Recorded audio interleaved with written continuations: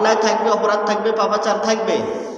আর এগুলোকে দূরীভূত করার জন্যই আল্লাহ তাআলা বলতেছেন যে একটা লোক, একটা বাহিনী আমি আল্লাহ তাআলা পাঠাইছি যারা কিয়ামত পর্যন্ত থাকবে। আল্লাহর এই দ্বীনকে, আল্লাহর এই জমিনের মধ্যে পাপাচারকে দূরীভূত করার জন্য, বাতিলকে, অপশক্তিকে রুখে দেওয়ার জন্য একটা দল আমি আল্লাহ তাআলা কিয়ামত পর্যন্ত জারি রেখেছি। আমরা দেখি না আর কি, কিন্তু আছে, হকের দল আছে। বলছেন কে? আল্লাহ। আল্লাহ বলছেন যেহেতু তার মানে আছে। আমি বললে হয়তো অবিশ্বাস করা যাইতো, বাংলাদেশের প্রধানমন্ত্রী বললে হয়তো অস্বীকার করা যাইতো, এদেশের যিনি ডক্টর ইউনূস উনি বললে হয়তো অস্বীকার করা যাইতো, কারণ মানুষ তো মিথ্যা কথা বলতো পারে। কিন্তু এমন রব বলেছেন, যে রব ওয়াদা করেন সেটা ভঙ্গ করেন না, যে রব যেটা বলেন সেটাই হয়। কুন ফায়াকুন।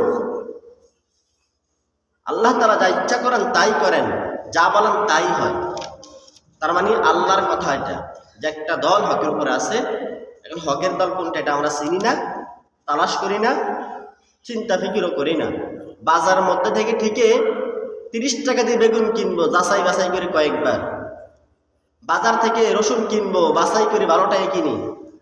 বাজার থেকে মাছ কিনবো, টিপে দেখি, কান উল্টিয়ে দেখি যে ভালো না মন্দ, ঠিক কিনা, সেটা বাছাই করি। কিন্তু হক কোনটা, হকের পথ কোনটা, সঠিক পথ কোনটা, ইসলামের পথ কোনটা, সিরাতুল মুস্তাকিমের পথ কোনটা, এটা তালাশ করতে আমরা চাই না। এটি আমাদের সবচাইতে বড় জীবনের ভুল। যাই হোক, আজকের বিষয়টি হচ্ছে আমরা এই বাংলাদেশের 5 বছরের জন্য ম্যান্ডেট নিয়ে সামনে ক্ষমতা আসবে একটা দল, যারাই আসে। এখন আমাদের করণীয় কি? প্রথম নম্বর, আসলে আমি ভোট দিব কিনা, ভোট দেওয়া জায়েজ আছে কিনা, যেহেতু এটা গণতন্ত্র। এখন আমার করণীয় কি? ইসলামী শরিয়ায় যেহেতু মন্দের ভালো একটা কথা আছে, কি বলেন তো, মন্দের ভালো মানে সবই খারাপ, খারাপের মধ্যেও কিছু ভালো আছে, বলেন আছে না? ধর তার পুরোটাই খারাপ, কিছু তো ভালো আছে। এবং এমন একটা প্রক্রিয়া অবস্থান করতেছে যে প্রক্রিয়ার মাধ্যম ছাড়া অন্য কোনো মাধ্যমে আপনি একজন প্রতিনিধি নিযুক্ত করার কোনো সুযোগ নেই। মানে আমাদের দেশে যে পদ্ধতি, গণতন্ত্রের মাধ্যমে একজন প্রতিনিধি নির্বাচিত হয়, যদিও আমরা গণতন্ত্র বিশ্বাস করি না। আর আমাদের এটাই মূল বিশ্বাস যে গণতন্ত্রের মাধ্যমে ইসলাম প্রতিষ্ঠিত হবে না, এটা আমাদের বিশ্বাস। তবে এখন তাহলে হুজুর তাহলে করেন কেন? একটাই কারণ, মন্দের ভালো। এবং এই পদ্ধতি ছাড়া আপনি আপনার অবস্থান, আপনার দিন, আপনি আপনার যে ইসলামী শরিয়া, এটাকে মোটামুটি যদি পালন করতে যান, আপনি এই অবস্থান ছাড়া পারবেন না। আজকে যদি আপনি ইসলামী শরিয়ার কথা বলার মতো যে লোকগুলো, হয়তো তারা এই মাধ্যমে তারা গেছে, গণতন্ত্রের মাধ্যমে একটা অবস্থান তৈরি হয়েছে। এটা যদি না থাকতো, এই দেশের মধ্যে রাম বাম নাস্তিক মুরতাদদের জন্য আপনি নামাজ ঠিক করতে পারতেন না। মানেন আর না মানেন, আমি এটা আমার বিষয়, আপনাদের বিষয়, কিন্তু সত্য কথা হচ্ছে এটা যে নাস্তিক মুরতাদ বাংলাদেশের মধ্যে মাথা ছাড়া দিয়ে উঠছে। এদেরকে দমানোর জন্য হক এবং পরহেজগার আল্লাহওয়ালা লোক তারা মোটামুটি অবস্থানে যাওয়ার কারণে কিছুটা ভয় পেয়েছে। এটা মানেননি আপনারা? হ্যাঁ, এখন তো আছে, যেন বুঝেন না। যদি না থাকতো তাহলে বুঝতেন যে কত দানে কত চায়। যাই হোক, প্রথম নম্বর হচ্ছে প্রার্থীদের দৃষ্টিভঙ্গি। একজন প্রার্থী চিন্তা করেন, আমি সংসদে গিয়ে, প্রার্থীর 2 ধরনের চিন্তা থাকে। 1 নম্বর চিন্তা হচ্ছে প্রার্থী চিন্তা করে আমি ওই অবস্থায় যদি নিযুক্ত হতে পারি, রাষ্ট্রীয়ভাবে একজন এমপি পদপ্রার্থী হতে পারি, তাহলে আমি আরাম-আয়েশের জীবন ভোগ করতে পারবো। গাড়ি বাড়ি, সম্মান, টাকা পয়সা, প্রতিপত্তি সব আমার আসবে। এই এক ধরনের প্রতিনিধির চিন্তা। আরেক প্রতিনিধির চিন্তা হচ্ছে যে না, আমি সেখানে গিয়ে আমার জনগণের সাথে যে ওয়াদা দিয়েছি, আমার দেশের, আমার এই বিভাগের, আমার এরিয়ার মধ্যে যে এরিয়া নিয়ে আমি একজন এমপি প্রার্থী হয়েছি, আমি আমার জনগণের কাজ করব। জনগণের যে সাথে যে ওয়াদা দিয়েছি, স্কুল করে দেব, মাদ্রাসা করে দেব, কালভার্ট করে দেব, রাস্তাঘাট করে দেব, হ্যাঁ, জনগণের সুখে দুঃখে তাদের পাশে থাকবো, এই যে একটা ম্যান্ডেট দিয়ে আসলাম, আমি সে অনুযায়ী কাজ করবো। তাহলে আমরা প্রতিনিধির মধ্যে দুইজন শ্রেণীর লোক পাইছি। বলেন কয় শ্রেণীর? এক শ্রেণী হচ্ছে চিন্তা ভাবনা হয়েছে যে কোনো রকমে আমি সেখানে যাই, তাহলে আমার আখের আমি গোছাই নিব। মোটামুটি 5 বছর পাইলে আমি যা যা খরচ করতেছি এখন এগুলো সবগুলো তেলে বেগুনে জ্বালিয়ে এগুলো সব উঠে আনবো। এই এক ধরনের প্রতিনিধি আমার। আরেকদিনের প্রতিনিধি হচ্ছে না, আমি টাকা খরচ করছি, এটা নিয়ম, আমার প্রয়োজনে খরচ করতে হইব আমাকে, যেহেতু আমি নামছি, তবে আমি জনগণের জন্য কাজ করব, আল্লাহকে ভয় করি। তাহলে দুইটা শ্রেণী পাইছি আমরা। কারণ ভোটারদের চিন্তা দেখেন, মানে আমরা যারা ভোটার আছি, ভোটারদের চিন্তা হচ্ছে যে আমি একজনকে নির্বাচিত করব যিনি আমাদের জন্য কাজ করবেন, আমাদের পাশে থাকবেন, কোনো এক টাকাও খাবো না, কোনো এক টাকাও, এক কাপ চাও খাবো না। কথাগুলো বুঝবেন, কিন্তু খুবই গুরুত্বপূর্ণ কথা। এমন কোনো দলকে আমি উদ্দেশ্য করে কথা বলবো না, আমি পুরা কথার পরে আপনারা বুঝতে পারবেন, আমার পুরো আলোচনার পরেই কি বুঝে আসবে আপনাদের। আমি কোনো দলের পক্ষে বা বিপক্ষে নিয়ে কথা বলবো না।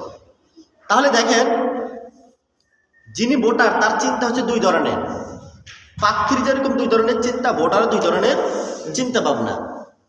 প্রার্থী যিনি ভোট দিবেন, মানে আমরা ভোট দিব, আমাদের চিন্তা ভাবনা হচ্ছে যেহেতু গত 5-7 বছর খাইতে পারি নাই বা ভোট হয় নাই, যে এবারকা ভোট হয়েছে, এবারকা খামু, খুব ভালো করে খামু, 50,000, 20,000, 30,000, 40,000, যে যার থেকে যেমনি খাইতে পারে। এরকম আছে একজন প্রতিনিধি, ধরেন এই অঞ্চলে একজনকে আমি নিযুক্ত করলাম, আমি এমপি প্রার্থী। উনি কি করলো, উনি বললো যে আমার অঞ্চলে বা আমার 3-4 বারে নিয়ে 200 ভোট আছে, আসলে ভোট নেই 50টা, বলছে কি 200 ভোট আছে, প্রতি ভোটে 1,000, প্রতি ভোটে 1,000। উনি কি করছে, যে ঠিক আছে 2 লাখ নিয়ে যাও, কারণ 1,000 মানে 200 লোক কত, 2 লাখ নিয়ে যাও। উনি কি করলো, হয়তো 20-25 জনকে বা 50 জনকে মুখ চাইয়া দিছে, আর বাকি 1.5 লাখ বা 1,60,70,000 পকেটে ঢুকাইছে। এটা হয় কিন্তু। বিগত আপনার ট্রাক মার্কেট নির্বাচন করেছিলেন কে, আমাদের এই তার নাম কি না জানি, দিন ধরে যে মোটামুটি মানুষের সেবা টেবা করতেন, আওয়ামী লীগ থেকে নির্বাচিত করতেন স্বতন্ত্র প্রার্থী, ট্রাক মার্কা জালাল সাহেব, আপনাদের খেয়াল আসতেছে, সিআইপি জালাল সাহেব। বিশ্বাস করেন কত টাকা ওই ব্যক্তি ছিটছে, আয় হায় হায়, এরকম ভাবে হাতাই নিছে মানুষগুলো। এই মানুষগুলো আছে না এখন, কিছু হয়তো মারা গেছে, আর কিছু তো আছে, এরকম আর কি, এরকম চিন্তা ভাবনা আছে যে টাকা খামো এইভাবে, এই এক ধরনের চিন্তা। এবং আপনি যদি যে টাকা তার কাছ থেকে নিলেন, বিশ্বাস করে ওনার চিন্তা হবে যে যেহেতু আমার থেকে প্রতি ভোটে টাকা নিছে, অতএব এই টাকাগুলো আমি উঠে আনবো, আমি এটা জাল বিছাইছি আর কি, এমনভাবে উঠে আনবো, তোর থেকে আমি দিয়েছি, তোর আমি ঠিক আছে 1,000 টাকার মাথা পিছু, তোর থেকে 1 লাখ টাকা করে আনবো, আমার একটা সেফা কলের মধ্যে ফেলাই দিব যে আমার নিতে হইব, আর আমার নিলে আমি কমে যে এত টাকা দিতে হইব, নাহলে আমি কাজ করবো না, ঠিক না? তাহলে আমাদের চিন্তার পরিবর্তন করার দরকার আছে কিনা? মানে আমরা যারা ভোটার, আমাদের চিন্তার পরিবর্তন করা দরকার। 1 টাকাও খাবো না, 1 টাকা চাও খাবো না, বিস্কুটও খাবো না, পারলে আমি আপনার খাওয়াবো, খান, তবে আমাদের জন্য কাজ করতে হইব। বলেন, ওয়াদা দেন আমাদের সাথে যে আমরা যা বলবো আমাদের তাই করে দিতে হইব। কারণ আপনি করার মতো সেই সক্ষমতা আছে তো আপনারা, আমরা পাঠাতেছি সংসদে, আপনি পারবেন। এরকম আমাদের চিন্তা ভাবনা থাকা দরকার। তাহলে যারা ভোট দেবো তাদের এই এক ধরনের লোক আছে, এক শ্রেণীর লোক আছে। আরেক শ্রেণীর লোক সত্যিকার অর্থে আছে যে না, 1 টাকাও খাবো না, ঘুষও খাবো না, সুদও খাবো না, কিচ্ছু খাবো না, মোটামুটি ওনাকে বলে দেবো যে ভাই আপনি আমাদের জন্য কাজ করেন, আমাদের এইটার আমাদের কমতি আছে, বা আমাদের এই কালভার্টটার সমস্যা, আমাদের এই অঞ্চলে পানি খাওয়ার মতো নিরাপদ পানির ব্যবস্থা নাই, আমাদের এটা করে দেন, বা আমাদের এখানে একটা দিনই প্রতিষ্ঠান নাই, এটা করে দেন, অথবা আমাদের এখানে একটা মাদ্রাসা মসজিদ দরকার, মসজিদ করে দেন। অথবা আমাদের এই অঞ্চলে একটা প্রাইমারি স্কুল নাই, স্কুলটা করে দেন। অথবা আমাদের এখানে একটা নুরানি মাদ্রাসা দরকার, একটা নুরানি মাদ্রাসা করে দেন। এরকম চাইতে পারেন, এটা চাওয়া নিষেধ না। কেন উনি সরকারি লোক, আমরাও সরকার, এই দেশের জনগণ, আমরা ট্যাক্স দিই, আর আমাদের ট্যাক্সের টাকা দিয়ে আমাদেরকে করে দেবে, ঠিক কিনা? তাহলে ভোটারদের মধ্যে দুই শ্রেণীর লোক আছে কিনা? তাহলে কোন শ্রেণী ভালো? যে শ্রেণী 2 লাখ কইয়া 1 লাখ 3 লাখ 4 লাখ খাইলে আর 50,000টা মানুষকে দেয়, এটা ভালো?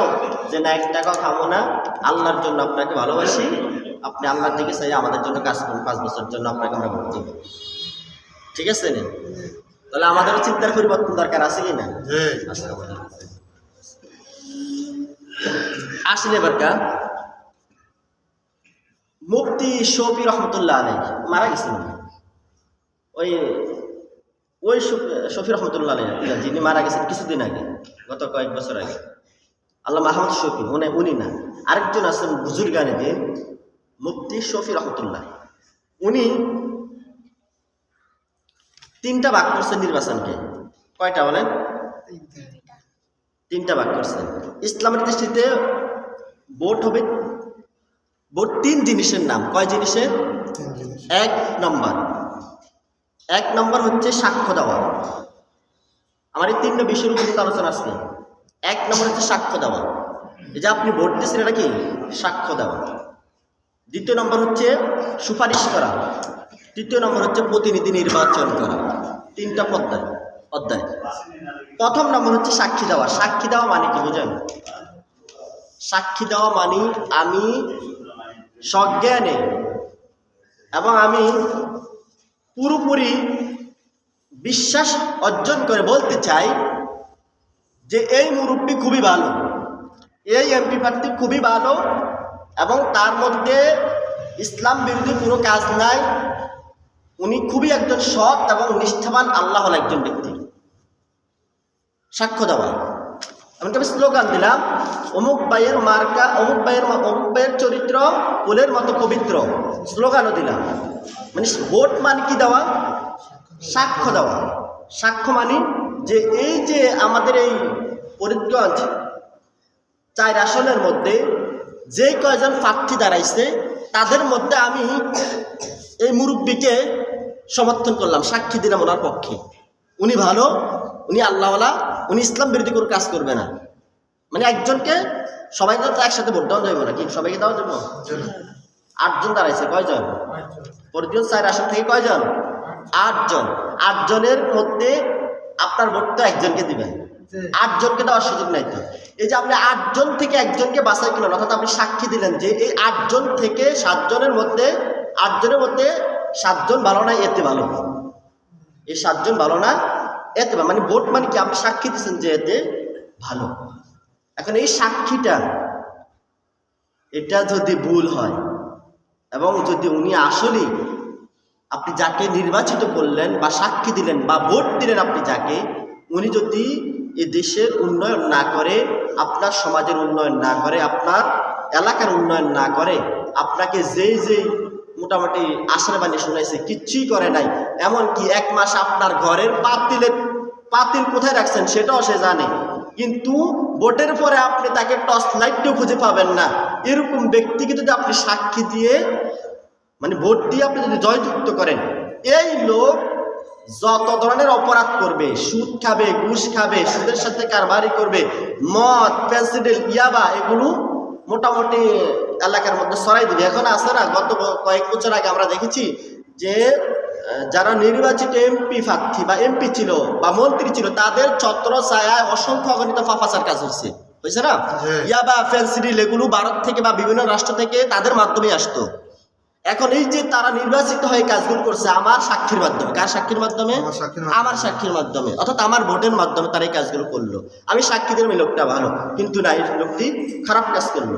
সংসদে গিয়ে আপনার রাসূলের বিরুদ্ধে আইন করলো, কোরআনের বিরুদ্ধে আইন করলো। আপনি জানেন না, কেন? আপনি সাধারণ মানুষ, কিন্তু যারা সচেতন তারা জানে যে উনি কি করছে ওখানে যাইয়া। এই যে যত ধরনের পাপাচার করলো, খারাপ কাজ করলো, এটার সাক্ষী দিচ্ছেন কে? আপনি বা আমি সাক্ষী দিয়ে তাকে বানাইছি না। এই জন্য উনি যতগুলো অপরাধ করবে, প্রত্যেকটা অপরাধের একটা আপনি পাবেন। উনি যতগুলো অপরাধ করে প্রত্যেকটা অপরাধের একটা ভাগ আপনি পাবেন, অংশ আপনি পাবেন। তা'মুরুনা বিল মা'রুফ ওয়া তানহাউনা আনিল মুনকার। আরেকটা আছে মাইয়াশফা শাফাআতান হাসানা, যত ভালো কাজ করবে সব ভালো কাজের একটা আপনি পাবেন। হাদিসের মধ্যে আসছে যত ভালো কাজ করবেন, মানে ওই ব্যক্তি যত ভালো কাজ করবে সব ভালো কাজের একটা ভাগ আপনি কি পাবেন। এবার কি আবার বলতেছেন ইয়াকুল্লাহু নাসাবুন মিনহা ওয়া মাইয়াশফা শাফাআতুন সাইয়্যা। এবার কে উনি যতগুলো খারাপ কাজ করবে এই প্রত্যেকটা খারাপ কাজের একটা অংশ আপনি মালিক হবেন। কার কথা? রাসূল সাল্লাল্লাহু আলাইহি ওয়াসাল্লামের কথা। এটা কি আমার কথা না আমাদের মুফতি সাহেবের কথা?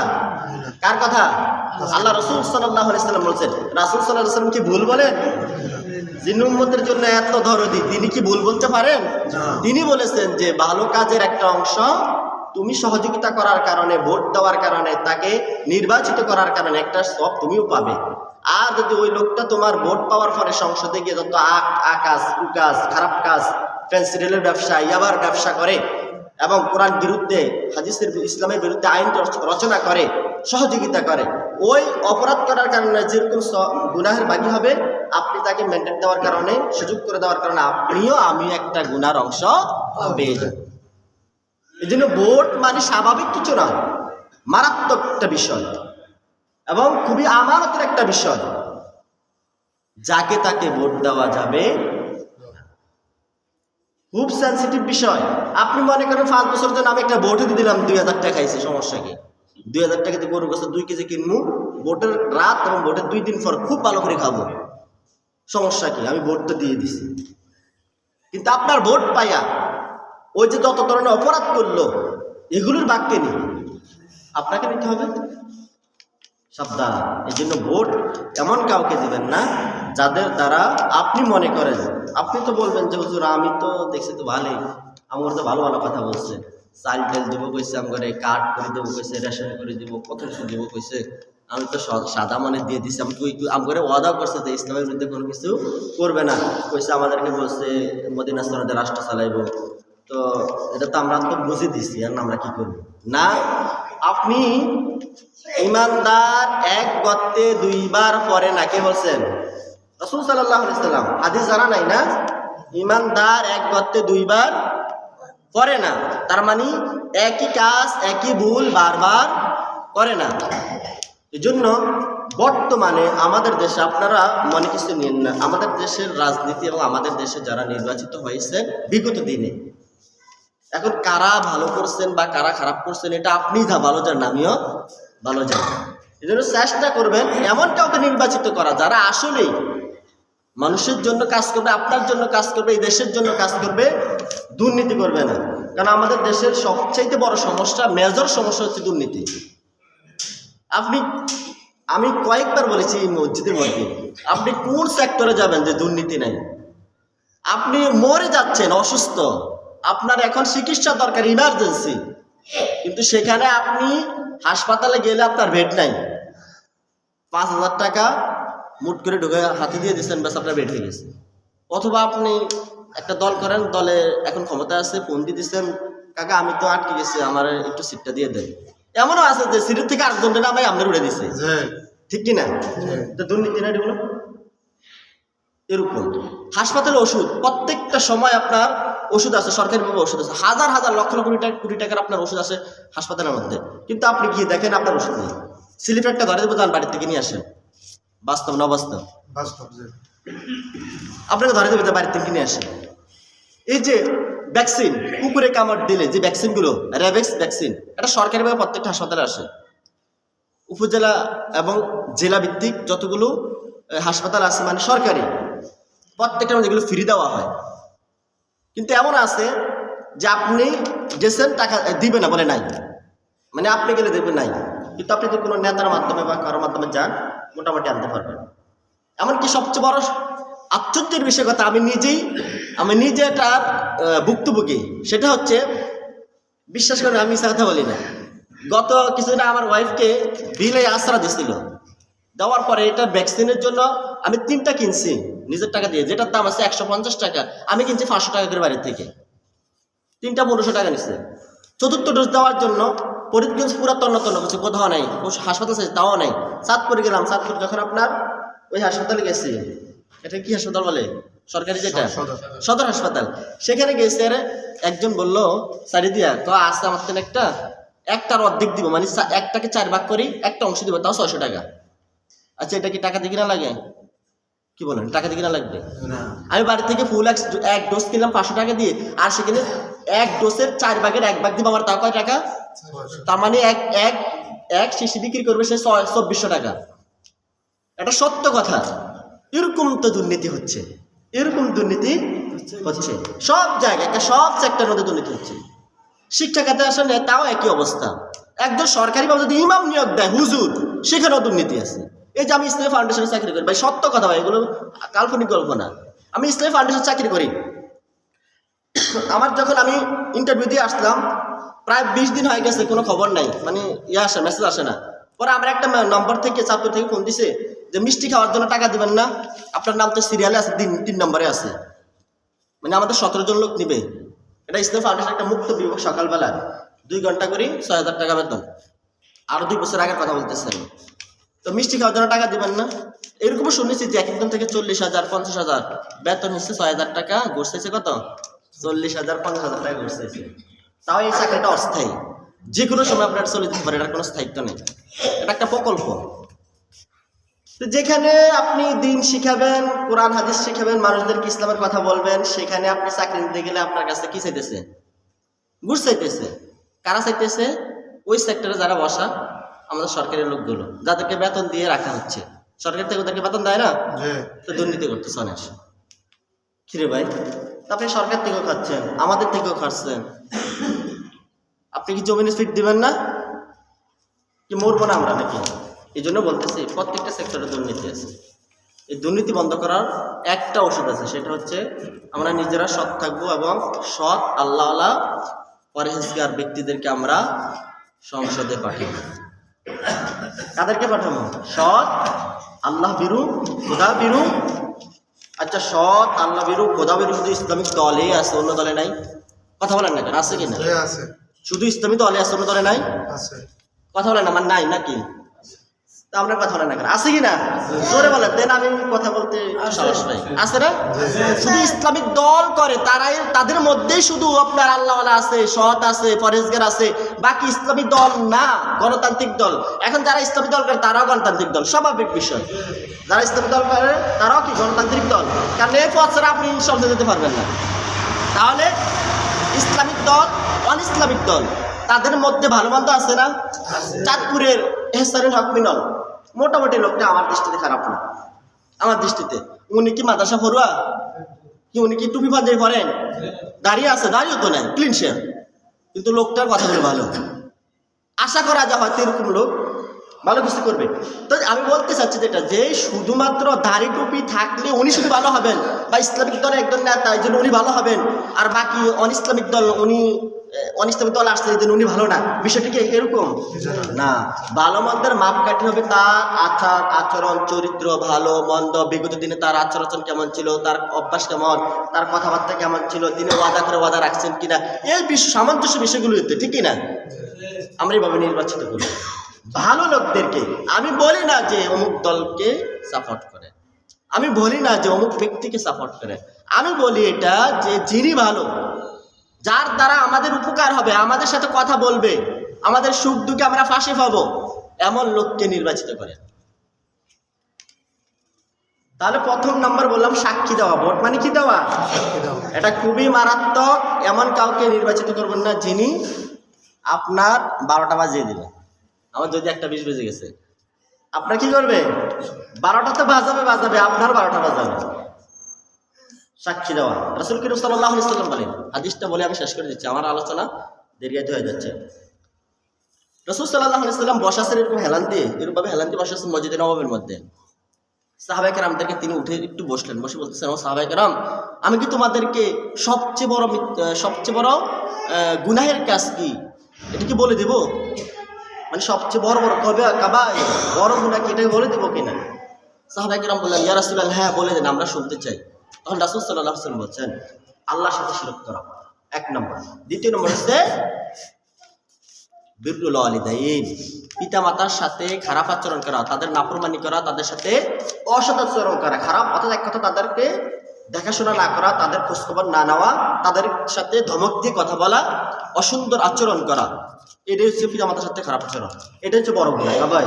তৃতীয় নম্বর হচ্ছে কাওলা জুর।